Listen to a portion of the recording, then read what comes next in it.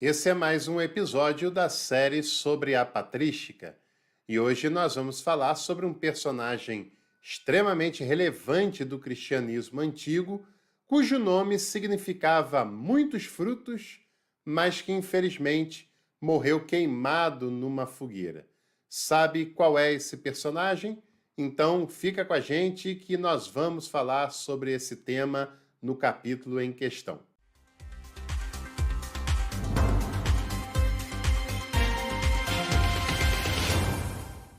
Aproveito para agradecer a todo mundo que tem apoiado o nosso trabalho com a chave Pix, com o clube de membros e também na plataforma Apoia-se. Se você deseja fazer parte desse grupo, escolha o valor para ajudar na Apoia-se, ajude através da chave Pix que nós temos aqui disponível e você também pode fazer parte do nosso clube de membros. Tem pacote até por R$ 7,99 por mês e tem outros pacotes com outros benefícios também. É só clicar em Seja Membro que você vai conhecer com mais detalhes sobre isso. Bom, o nosso episódio de hoje falando sobre os grandes nomes e temas da patrística é falando sobre Policarpo de Esmirna. Um grande nome, um grande personagem da história antiga e que tem muitas coisas o que nos ensinar. Policarpo, por exemplo, seu nome. Poli significa muitos, significa vários. Carpos significa frutos. Logo, Policarpo significa muitos frutos.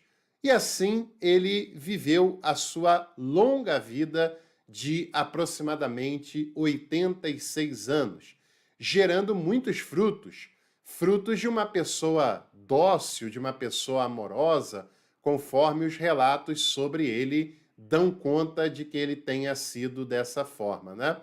Nós temos pouquíssimas informações sobre a sua origem, sobre a sua família, sobre a sua vida antes de se tornar o líder da comunidade de Esmirna, porque tudo que nós temos preservado e testemunhado sobre o Policarpo de Esmirna foi a partir da sua liderança como um pastor, como um bispo na cidade de Esmirna. Por falar nisso, essa comunidade vale a pena um comentário específico sobre ela. Esmirna você já viu na Bíblia, né?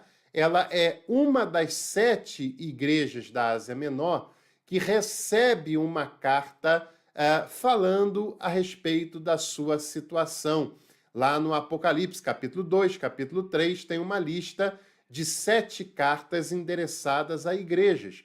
E uma delas é Esmirna, que eu já fiz um vídeo falando sobre esse conteúdo. O card está aqui, é só clicar e assistir para você aprender mais sobre aquela passagem.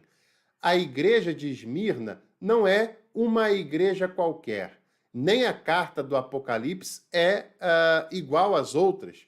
É a única das 7 comunidades da Ásia Menor que não é repreendida em nenhum momento da sua carta.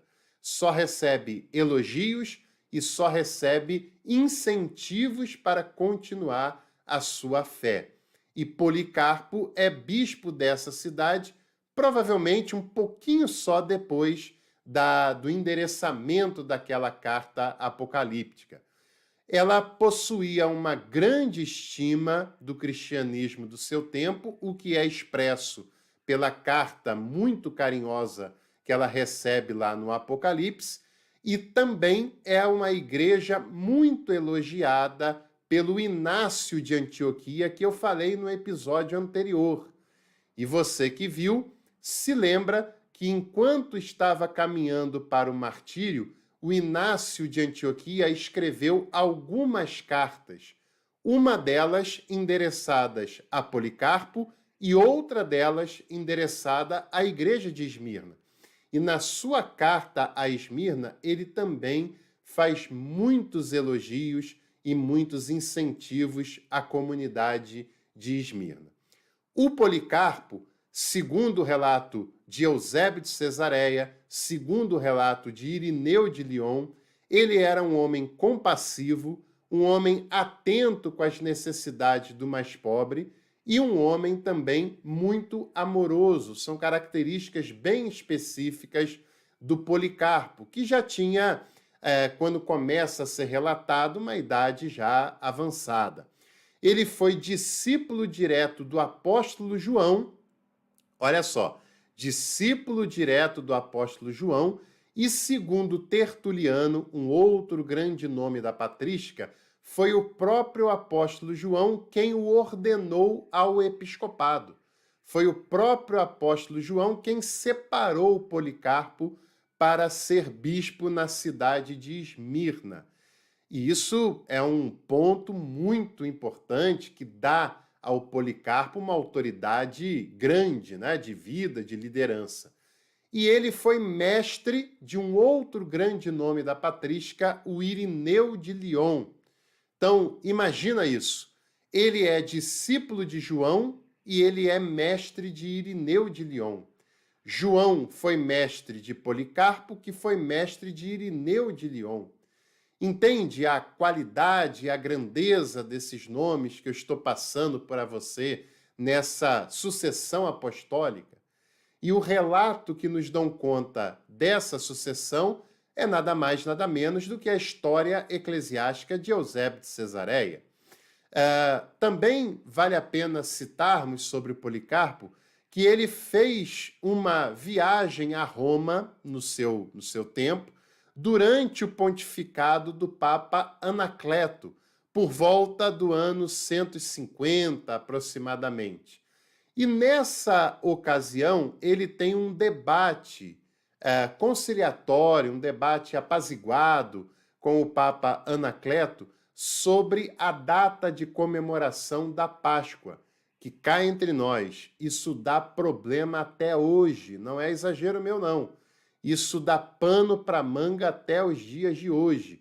Mas eu fiz um vídeo falando sobre o projeto de conciliação entre a Igreja Ocidental e Oriental na comemoração de uma nova data da Páscoa a partir de 2025. O card está aqui, clica para você assistir, que você não pode perder essa. A parte ocidental do cristianismo comemorava a Páscoa sempre num domingo. E a parte oriental do cristianismo comemorava no dia que caísse 14 de Nissan pelo calendário judaico. O Policarpo, com seu espírito conciliador, ele viaja até Roma para tentar entrar em acordo com o bispo daquela cidade para que eles pudessem ter um consenso na comemoração da Páscoa. A conversa foi produtiva. Não houve uma data comum para todo mundo, mas o bispo de Roma consentiu que o Policarpo e que as igrejas orientais continuassem comemorando da maneira que eles costumavam comemorar, né? Pelo dia exato que calhasse o dia 14 de Nissan.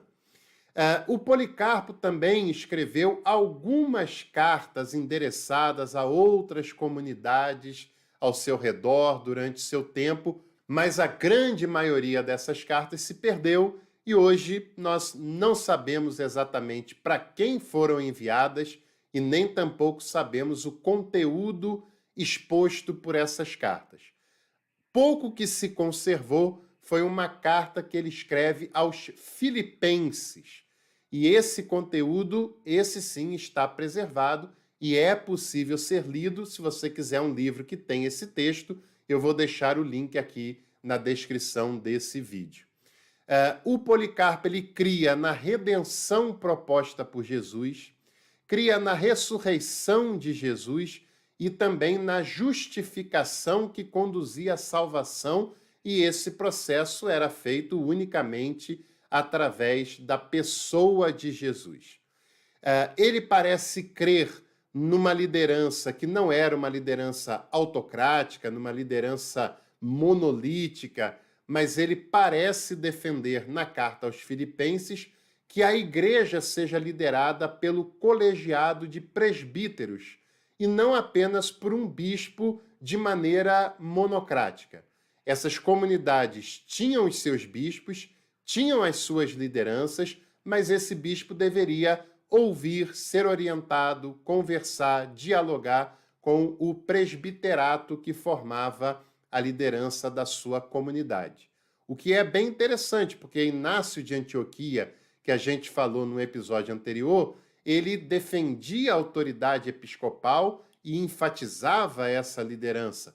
Já o Policarpo, que também era bispo na cidade de Esmirna, ele parece, né, a gente não tem tantos indícios assim, mas pelo que nós temos, parece apoiar uma liderança mais participativa, mais comunitária e menos autocrática, segundo o texto preservado que ele endereça para a igreja de Filipos.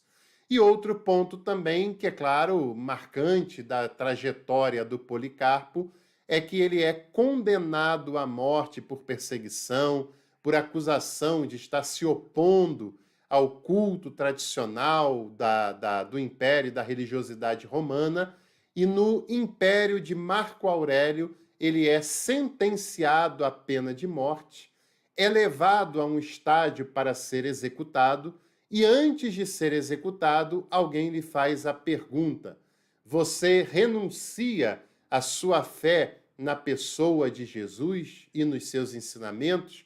E o Policarpo teria respondido: há 86 anos que eu sirvo e nunca me fez mal algum, como poderia eu agora rejeitar a tão bom Senhor quanto Jesus? E assim Policarpo foi executado, morto, queimado numa fogueira exposta diante de todo o público que ali se reunia, e ele foi executado aos 86 anos de idade, que ele viveu entre o ano 69 e 155, data do seu martírio. Se você gostou desse conteúdo falando sobre Policarpo, mais um dos pais apostólicos, mais um nome ligado à patrística, não se esqueça de curtir, de se inscrever no canal e de compartilhar esse conteúdo com os seus contatos também. Em breve eu volto e eu espero te encontrar aqui para mais um Café com Teologia. Até lá!